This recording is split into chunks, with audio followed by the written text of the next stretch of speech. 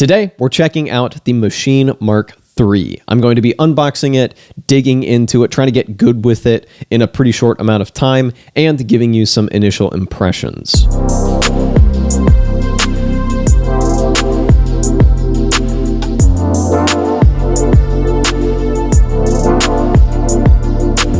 Previously, a while back, I tried the Maschine Plus, which is the standalone version of this. The Maschine Plus doesn't have to connect to a computer. It works completely by itself, but that means that it's a bit more limited. It's limited in processing power, and you can't just load any plugin onto it that you want. I also tried the Maschine Micro, which is quite good, especially for the price, but is not as hands-on as I would want. So now I'm finally trying the Mark III, and I'm hoping that it'll give me the best of both worlds. It'll be super hands-on and tactile, but then have all of the infinite plugins and sounds that you could want, since it connects to your computer, and it does have to connect to a computer. All that being said, let's get into it and see if it actually lives up to what I'm hoping it does. All right, so note, I did get this secondhand, because I'm about that life. Oh, good. Styrofoam. And here is the boy. It's fairly heavy. We'll take a deeper look at this in a second. USB cable. I believe this is USB type B and a power cable. So now, the unit itself. We've got a bunch of knobs that have really nice resistance to them. These feel quite nice. A clicky value knob. Buttons that feel pretty satisfying as well. The dual screens. These are not touch screens, nice large pads, and let's take a look at our I/O on the back. Headphone volume, dedicated headphone output, line outs, dedicated line outs, which is quite nice to have. So this is functioning as an audio interface for your computer as well as a very fancy MIDI controller. Mic and gain in, a mic in here, so not XLR unfortunately, but it's something. 2 line ins, MIDI in and out, pedal input, USB and power, and I believe this is our power button. I'm covering the serial number just in case, plus a little rubber feet. And that is this really pretty unit. I've always loved the look of the Maschine. Well, Maschine. All right, I have plugged the Maschine into my computer, and I should mention that the power supply for this is listed as optional, meaning that things like the LED pads and displays will be a little brighter if you power it externally, but this device can be fully powered off of USB by itself, good to go, which is quite nice because I didn't want to have to be bothered to plug in 2 things. So, this should... Yeah. Please start Maschine, controller editor, or press shift channel for MIDI mode. We are not dealing with MIDI mode. We're doing this for the full, very nearly self-contained experience. So if it doesn't launch the Maschine software itself, I'll launch it myself in a second. I do already have it installed. All right, let's see. Yeah. All right, we got it working. So I have plugged in my headphones. Also, real quick, can I just say, I hate when headphone volume controls are on the back. And also this one was set, when I got it, to max volume. So if I hadn't double checked, it would have just blown my eardrums out, which I just really don't appreciate. Put volume rockers on the freaking front, dog. Maybe there's an excellent reason why not to, but regardless, I have turned this up and the audio is still coming out of my computer. So I probably need to change my audio drivers. So it's already selected my controller automatically. ASIO. Maschine Mark III. Yeah, let's freaking go. All right, so I changed my driver to ASIO, checked that the device was Maschine Mark III, and now audio is coming out of the audio outputs and headphone out of this thing. And I don't think the latency is too bad. Let me show you the latency that I have right now. I think this is good to know. Not the worst I've ever had, but I feel it. I feel it subtly. And sure enough, on my screen capture here, we can see that my latency in total is 15 milliseconds, which I believe is enough to at least be somewhat perceptible. So what I would like to see is if I can turn down my process buffer. If you take this down too much, it will have pops and clicks. So far, it seems like it's handling it okay. We've brought our total down to 8.5 milliseconds. If your computer is a little more inexpensive, you're probably going to have a harder time cranking that down. That is one thing to keep in mind with any of the Maschine controllers. They must work with a computer and are kind of subject to your computer giving you latency as a treat. This I can deal with. Also, while I'm at it, I should mention this is not meant to be a full tutorial, but in order to like get this thing to have anything to control, you need to install Native Access, first of all, which is like their central hub. And then from there, you can install the Maschine 2 software. And I should also mention that if you bought a Maschine secondhand and it didn't come with the software key, you can buy the software just by itself. It's kind of buried, kind of hard to find. I think it's $100. In my mind, if you're getting a used device, especially getting a deal on a used device, that's actually not too bad. So I already had the Maschine 2 software installed and a bunch of expansion packs plus some virtual instruments. So I'm like ready to go. So from here, my hope is that I should be able to use this thing without really looking at my computer screen. And in fact, I'm gonna scoot this a little bit, zoom it in a little bit. Let me see if I can figure out how to start a new project. Once again, we're not touching this for now. We're gonna treat this like a standalone device. Like the computer, we're gonna act like it's not there except for when it becomes useful. So this will scroll us through, and we're gonna use these buttons as like our mouse clicks. So in this case, I can hit new. The project's modified, do you wanna save it? Hell no. Let me find my sound browser.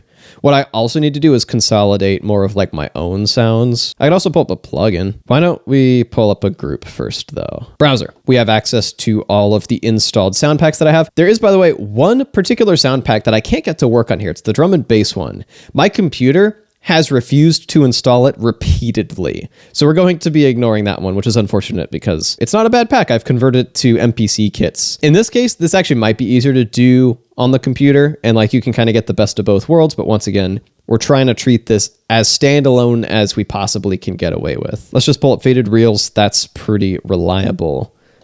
Click our way in here.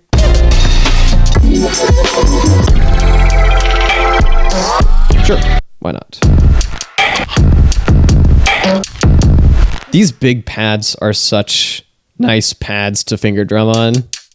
And the velocity sensitivity feels good. Like often I'll turn on fixed velocity, but the velocity sensitivity genuinely feels quite good.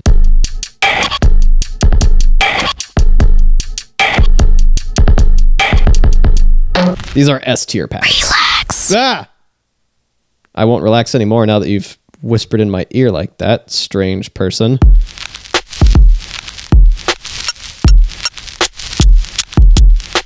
So what I want to do is say, turn down this hi-hat. Something simple. What I should be able to do is pull up this mixer and then use it nice and visually. It's always struck me as weird how they split this out between two screens. Like I kind of get it and it makes sense, but it's odd. So you can either select tracks like this or select them by just pressing them and then you immediately have access to the fader. Okay, so shift is going to make the really minute adjustments. So down takes you down a level into like a level of detail. And then if I click on this, I can change it to pan. The kind of like different levels of mixing are kind of confusingly laid out in the software itself as well. However, a plugin, now I can mess with the individual plugins. And now this is a moment where you might switch over to the computer because you can use whatever VST and whatnot plugins you want. Of course, you can use the self-contained stuff, and that's going to be kind of in here. But, you know, hey, maybe I want to load up Serum or Vital or something. Presumably, I can just do that. So yeah, plugin instance will take you to individual plugin controls. So these are at least the plugins that have been recognized so far. I do have CS80 V4. I bought that from Arturia, and that's not like natively compatible with the Maschine ecosystem as far as I know. So I can just load that in. That's hype. Or the Get Good Drums Periphery 4-pack. Congratulations, you have a ride cymbal. A whole ass ride cymbal to go down an octave. So this, it just wants to be chromatic. I probably would have to remap this to make it more playable on this setup, because you're meant to program this a little more manually or play it with an electronic drum kit, but it is a contact instrument. Let's try the CS80 V4, because that's one of the few things this has seemed to pick up on. I'll probably have to tell it where the rest of my VST folders are. So I can go between different types. Let's do some keys. And it even like demos the presets, which is nice.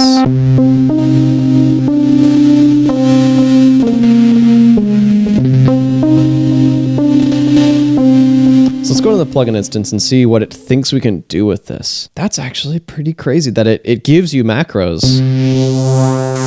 So this like makes your VST plugins more hands-on. I'm sure there's a huge level of variance as to how helpful that is, but color me impressed. Let me pull it up on my computer. There's my Arturia plugin. And you can see the knob moving. Like, these macros seem to be fairly arbitrary, but the fact that I have them at all, pretty hype. And I can cycle through stuff even. And of course I can add another plugin on top of it. Give me, say, a chorus. So how do I set my scale? Oh, here we go. Give me just like a bog standard minor scale.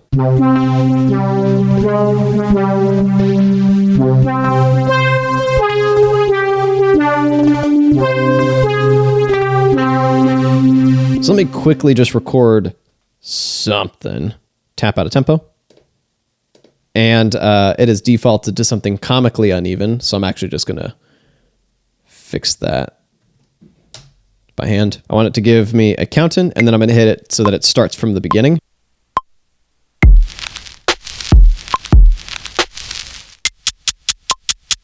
So this will just keep recording until you're done, and it'll like set the length of your loop by what you just did.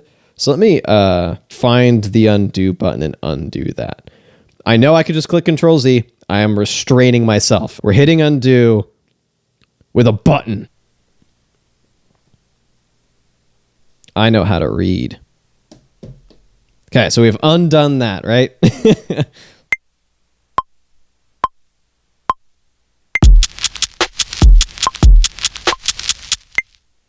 And so then I'll stop it, and it has defined that loop length.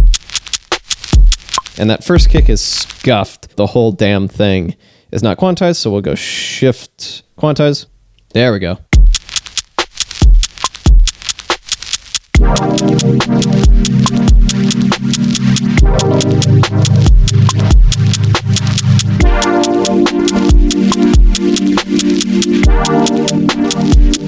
Sure, we're just doing something quick and potentially a little bit dumb.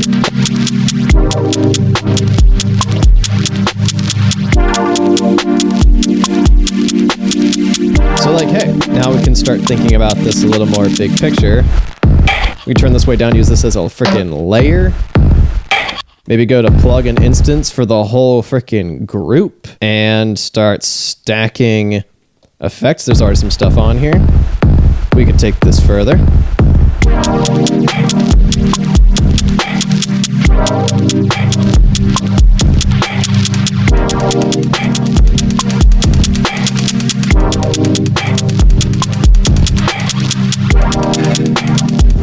Relax. Oh, I hate that. That's spooky.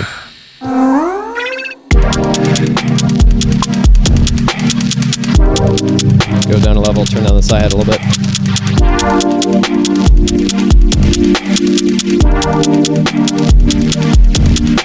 So I had not realized that I had a really intense limiter on my like recording setup. That's baked into the audio, so that's not indicative of how the machine sounds. It was just getting just crushed, compressed to hell and back. I have fixed this for the footage moving forward, so I apologize. That was my bad. All right, we are back a couple days later. I've got my matcha latte, so I am ready to dig back into this. A couple things I did off camera in the interim. I went into preferences, and by the way, when I reconnected this whole setup, I had to like redo choosing ASIO and the Maschine MK3 as my preferences under this audio tab. That's fine. It adds a little bit of friction, which makes me a little nervous for this thing's longevity, but still, I can just like leave it on my desk all the time, so that is kind of nice. The big two things I did are, for one thing, I added some locations to my plugins and had it rescan, just so I could give it a pretty good chance to have like as many plugins loaded in from the get-go as possible. The other thing I did was I went into library here.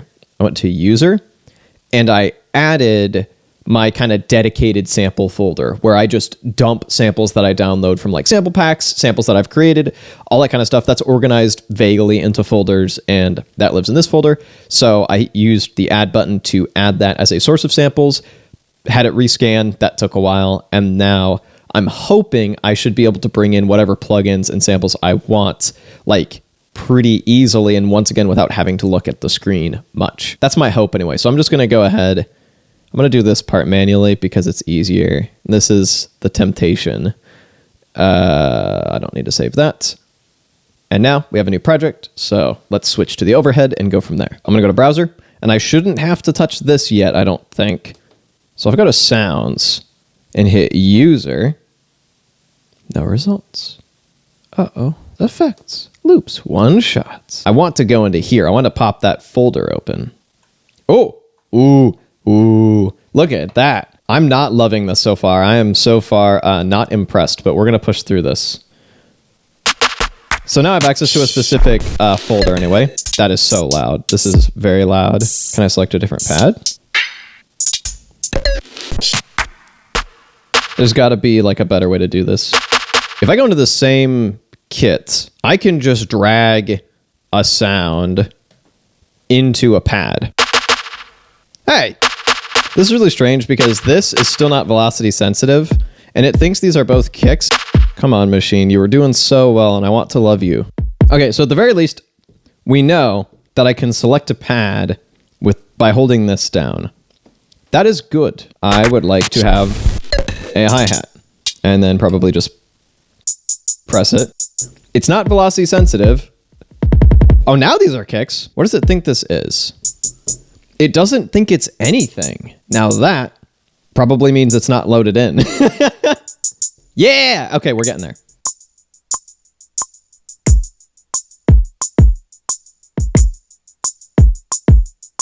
I feel like that kick velocity could... Oh, it is high. See, this is something I'll do with a mouse and keyboard. Which, by the way, because my laptop is here, it's not very ergonomic. I'm like, okay, let me adjust this velocity. It's probably because there's a mic in my face, but keep that in mind. So, okay, let's select a different pad. And I sure would like to load that sample, which is what you do when you click the button to load a sample. Right, so, okay, so this will audition it, which is why it wasn't velocity sensitive. But now that I've hit load, let me just select a different arbitrary pad. I am learning. Let's do a different kit. Load it into that pad. So I guess you could get relatively quick at this. I just don't like the amount of diving it takes to get to it. Maybe if you tag stuff, but then that requires upkeep that I think most users, including myself, just won't bother with most of the time.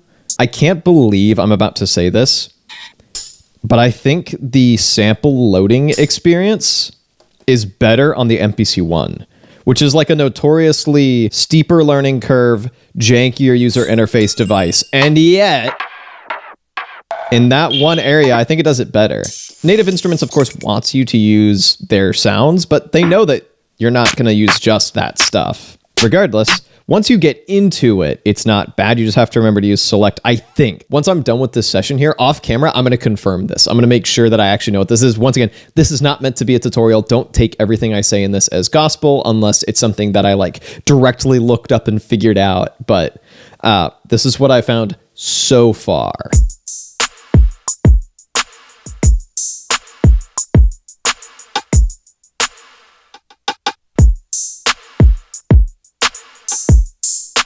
So we're getting somewhere. Now let's select a different pad and load a plugin into it. Ooh, we've got vendors. This is good. This is probably what I want. So why don't we get Vital Audio in here, because Vital is goated. So in this case, it looks like these macros are, to be generous, not all that useful. So we can page through these. I feel like maybe I have not been doing that enough. So like for the purposes of hands-on plugin manipulation, it's going to be hit or miss probably, is my very strong guess. So let me open this on my computer.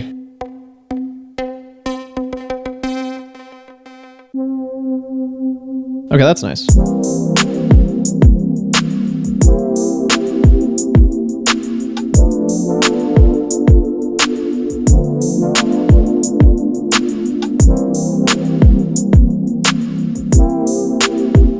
Okay, so let's play a little game called How Hard Will It Be to Sidechain This to the Kick? I'm hoping not too bad. I don't recall this being awful. So we have a compressor. We can set the input source. Oh yeah, this is gonna be easy peasy. Cut some lows. Can I get some shimmer on here?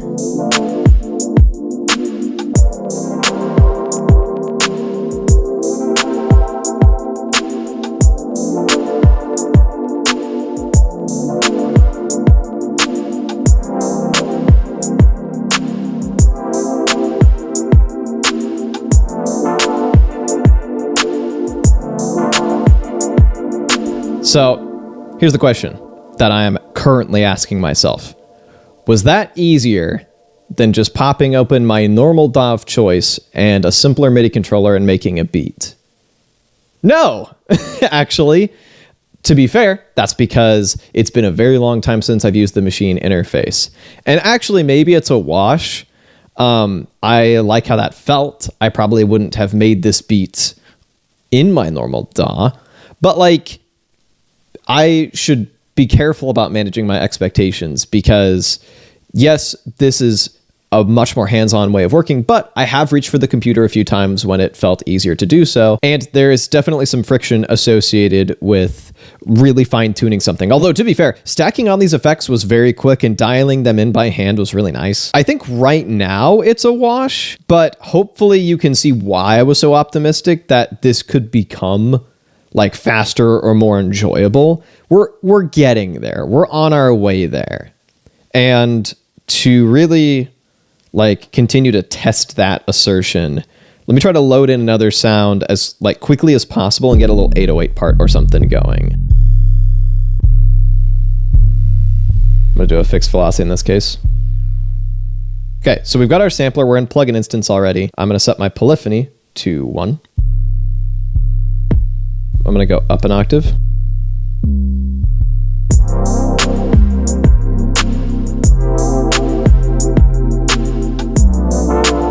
Nope.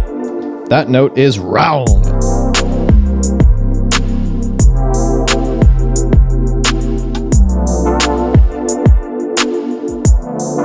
Also, there is a piano roll here. No shot I'm going to use it if I don't have to. Like, the piano roll on the MPC, which has a touchscreen, is already, like, a little bit annoying to use. If I don't have to use it, buddy. There we go. And then I need an octave up.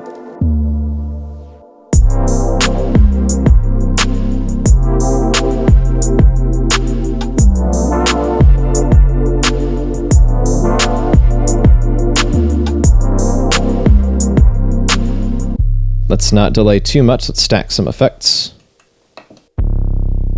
Woo! Oh!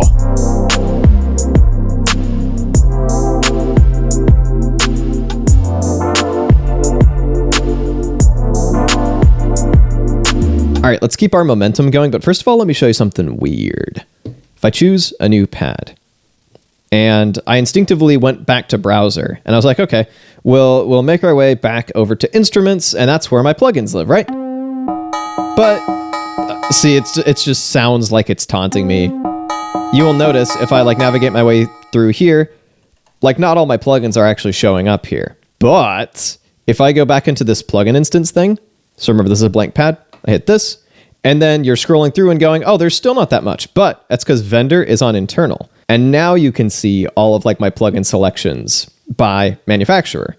So if I want to pull up Yuhi Tyrell, because that plugin is goated and free, then it works. All this stuff is easily gotten if you remember where to get it from. And there's like no way I'm going to be able to get this to give me something usable, I think. Gabe Miller tried to design a sound on Maschine challenge. Impossible. This is definitely not like a normal way to go about this. All right, screw it. We're going to pull up a preset. That's my main conclusion to this, is like I gave it a really honest shot to do it like the original way, and there's just no way. This is definitely the kind of workflow where you probably want to have some sounds more or less ready to go in advance.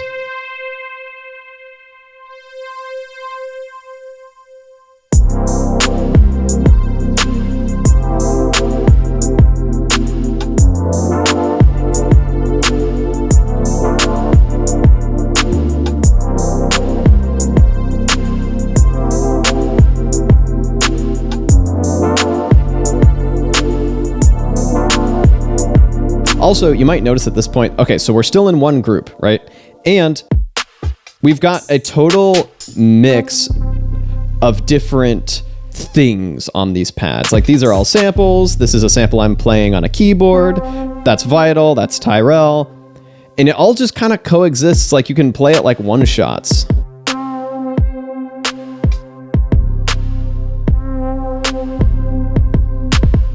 And I just think that's neat.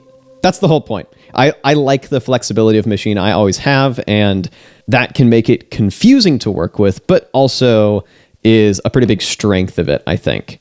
What sort of shenanigans can I commit? Synplant, by the way, is a really weird plugin on purpose. It's got these like weird branching leaf things. This sounds like an ad read for it. It's not. I'm not affiliated with them, but I did do a video covering it and other like very weird plugins on this channel. You can basically like randomize the little seed, and it sounds just really strange. So like, let's go to chords.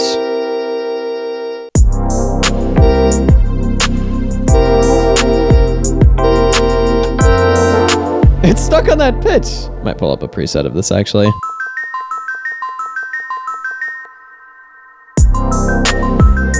That sounds very strange. Ooh. Maybe that's a bit high? That sounds sick.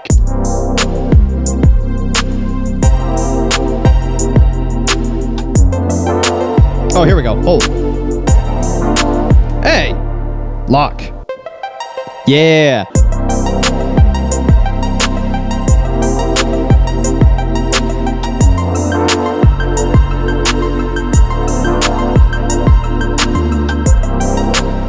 Okay, so I'm not quite sure how I feel about this part. It's kind of weird sounding and maybe a little bit bad. So what I'm going to do, put some weird effects on it. I'm going to make it sound like intentionally worse. And then I'm going to bury it in the mix because I don't know how I feel about it.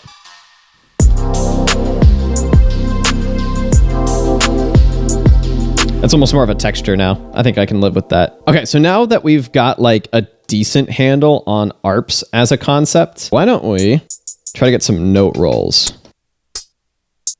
Turn this down a little bit. All right, so now that I've got this working, here's the full beat that I've made today.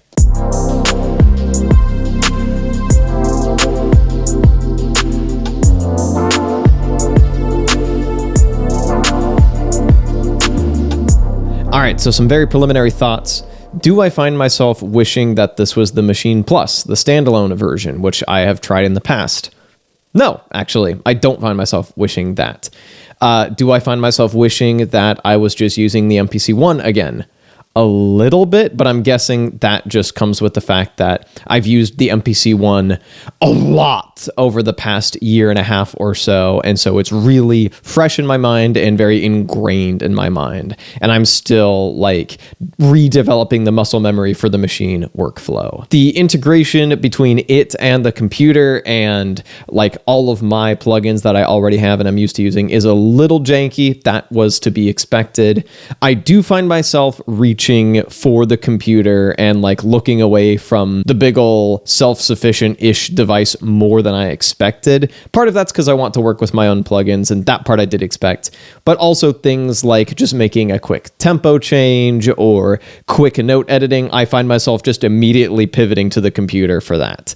I think that's fine, and I think I'll find a best of both worlds approach that leans heavily towards just staying on the Maschine most of the time, but then pivoting to the computer when it's easier. Because let's be frank, there are some things where pivoting to the computer is easier. I did explore the fact that they definitely seem to preference their own sound packs over you just manually loading in your own sounds, but I have shown that that's absolutely doable and it's not too painful. And once you remember where to load in plugins, where to load in your own sounds, and then where to load in their stuff, it can get pretty quick and you can kind of do stuff on a whim pretty fast. I found that making the second beat that I made in this video was reasonably quick. I was very much funneled into continuing to build it up. I was encouraged to keep going with that. And if I was making it in my normal DAW of choice Reaper, I probably would have had to like force myself forward a bit further. I still probably would have taken it even further with the MPC one, but once again, I think that's mostly just because right now the MPC one is what I'm more familiar with, but I didn't miss this being standalone. I found it reasonably intuitive. I still think I would probably recommend it to both a beginner and an experienced producer. I think there's a lot to like here. It definitely has gotten like a new fire in my belly for some like hands-on beat making again that I feel like I've been missing a little bit. But of course, that could wear off once the newness wears off. But I think part of it is just being excited about the infinite possibilities of hardware meets software in a reasonably seamless way. Anyway, thank you so much for watching. If you'd like to see some of my older experiences with the Maschine Plus, you can check out this video up over here. And if you'd like to see the Maschine Micro or the MPC one, I've got you covered with these videos over here somewhere. Thank you so much for watching, and I'll be back with a new video in a little bit.